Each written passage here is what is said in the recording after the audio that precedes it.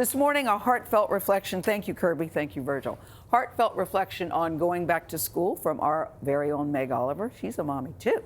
Her family faced a series of challenges during this pandemic, including a year of online schooling with 3 children. In this personal essay, she looks back at the heavy impact on her kids from being isolated at home and away from their friends. That's tough.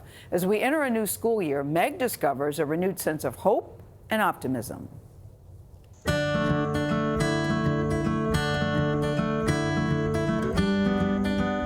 I love the first day of school. I love the excitement, the jitters, making my 3 kids pose for pictures, even if they're rolling their eyes. We do it in the same place every year under this tree.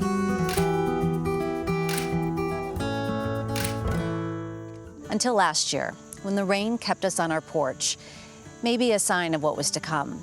My kids, like millions across the country, turned around and walked back inside. They would spend almost the entire year learning remotely.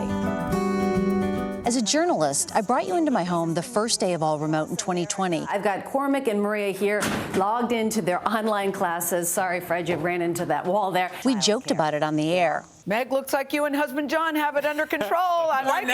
For now. It's only 8:20. Let's hope. This picture was from day 2. A steady decline followed. My husband and I were both working from home, and we could barely keep up with tech support, schoolwork, and our own jobs. I watched my daughter's mental health take a nosedive. When a caring teacher asked if she was okay, I remember the tears streaming down my face as I quickly emailed her asking for help. I turned down work assignments that required me to quarantine away from my home and in a hotel because I wasn't sure my daughter would leave her room. I watched my son lose interest and log on to YouTube any chance he could get. While my youngest complained his eyes hurt and he didn't have the typing skills to keep up with the work. Too many times, the tears and frustration erupted into yelling. My heart ached for essential workers who left every day for a hospital or a grocery store, leaving their children at home to navigate Zoom and hopefully remember to log on again after lunch. Nationwide, it's estimated up to 3 million children stopped attending school or online classes after pandemic shutdowns last year. Across the country, I spoke with many parents and kids expressing helplessness, like Jennifer Valenzuela, a mother of 2 from California, who worked 3 jobs and was going back to school when the pandemic hit. She told me she could barely get out of bed in the morning. When schools closed down in March, that wasn't distance learning. That was emergency learning. We met Alicia and Nate Burleson from Dallas.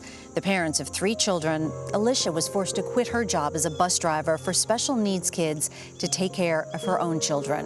Her son has ADHD, ADD, and is bipolar. It's so hard being a parent right now because these kids don't understand you can't go outside and play with your friends. And Anisha Warner in New York City. Work never stops. Work never stops. An 8th grade teacher and a single mom to her 6th grade son. I am everything. I am his support system. I am his lunch lady. I am his teacher. I am his best friend right now. I got this. Despite all of the struggles, and I know my family, we were one of the lucky ones. It was much worse for so many others. But for my family, the silver lining was spending more time with our kids and focusing on their well-being, even when we felt like we were drowning. This year, most school districts are open 5 days a week, 6 hours a day. I'm hopeful this is a new beginning. My kids are excited to meet their teacher, see old friends, make new ones, joke at lunch, and learn. After a long 1.5 years apart, it's time for students, teachers, administrators, and the community to come together. And most of all, as a parent, I can't wait to take that first day picture and kiss them goodbye. Oh, thank you, Meg Oliver. She says that really doing that essay took her out of her comfort zone, but she is hoping that families will be able to relate. I can't imagine what it's like to have 3 little ones, any kids at home doing remote learning. Yeah. She said it certainly took a toll, but she thinks it's important to talk about kids' mental health. And now I think she said she's walked her youngest for the 7th day in a row to school, and she's doing the happy dance. So you know what I found that was helpful for those What? who needed assistance? Instead of asking, hey, how are you doing? Yeah. I would start to ask parents, is there anything that I can do to help you?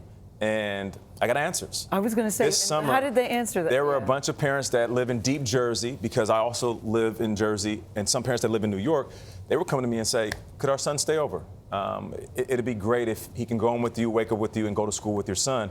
And before you knew it, there's about 5 kids that stayed with us for about 2 months. Full house, Really? boarding a ton of food. We're talking about teenagers, Yeah. but you know what? I felt good that I was helping parents that might need a little assistance, as they were full-time workers and also parents. That's nice. Yeah, no doubt about it.